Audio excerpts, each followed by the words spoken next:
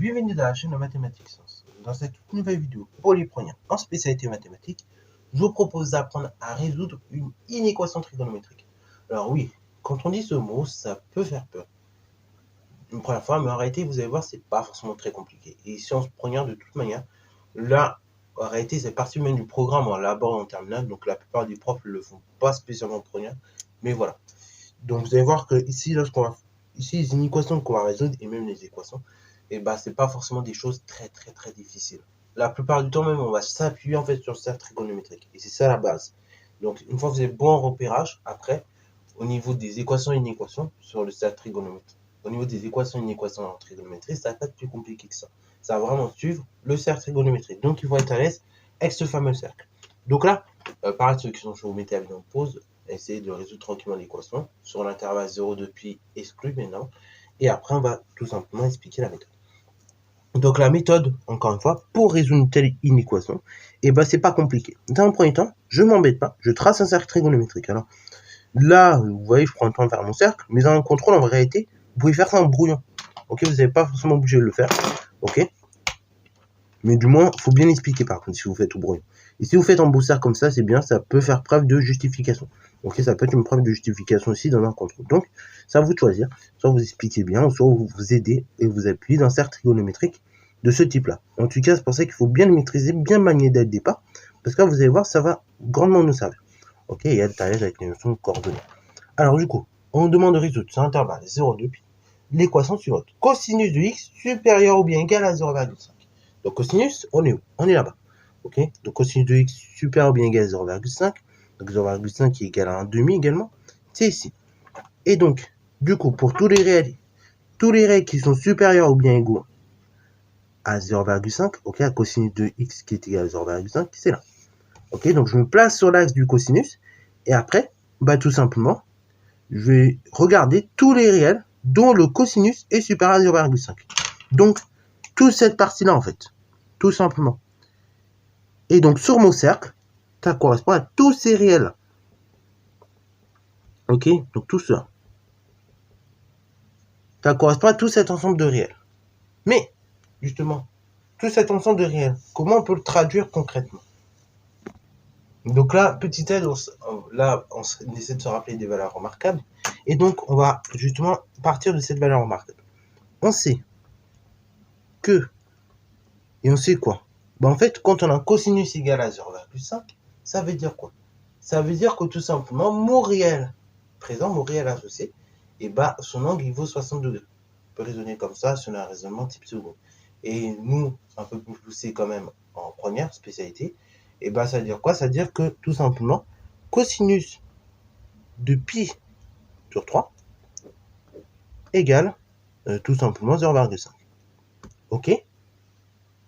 Donc ça veut dire quoi? Ça veut dire que tout simplement, tous les réels qui sont avant pi sur 3, comme je peux le constater, ils ont un cosinus supérieur à 0,5, ok? Ils sont de ce côté-là.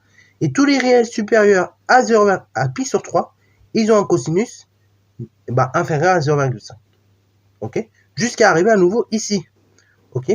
Ici, c'est quoi? On voit que c'est l'opposé de pi sur 3.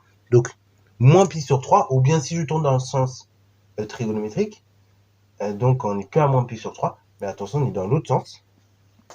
Donc là, si on tourne dans le sens trigonométrique, on arrive à 5 pi sur 3.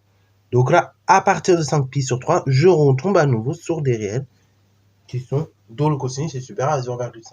Okay, donc, première étape, on sait que le cosinus de pi sur 3 est égal à 0,5. Donc, ainsi, cosinus de son opposé, cosinus de moins pi sur 3 sera égal à 0,5. Or, ici, on veut la résolution de l'équation sur 0,2 pi. Okay, donc là, on nous a un petit peu restreint. Donc, ce dont je vais faire, c'est essayer tout simplement d'avoir un réel. Donc ici, pi sur 3, je vais essayer que ça soit dans l'intervalle 0,2 pi. Parce que là, moins pi sur 3, c'est pas dans l'intervalle 0,2 pi. Et tout simplement, en réalité, cosinus de moins pi sur 3, c'est égal à cosinus de moins pi sur 3 plus 2pi. Ok, donc ce qui est égal à cosinus de moins pi sur 3 plus 2pi.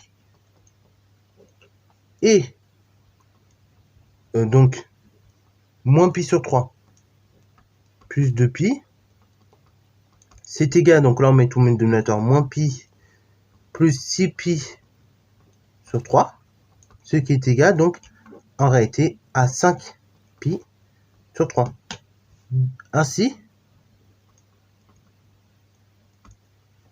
donc pour x appartenant donc à la chose suivante, intervalle 0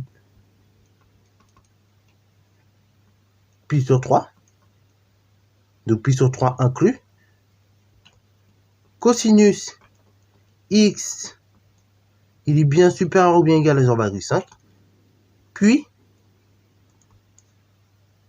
pour x qui appartient cette fois-ci à l'intervalle 5pi sur 3 jusqu'à 2pi, 2pi étant exclu, on a à nouveau un cosinus qui est strictement supérieur à 0,5. Donc, on en conclut l'ensemble des solutions sur 0, 2pi, grand S est égal, donc les deux intervalles.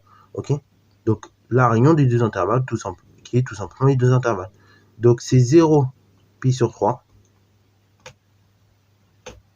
union, donc 5pi sur 3 sur 2pi exclu.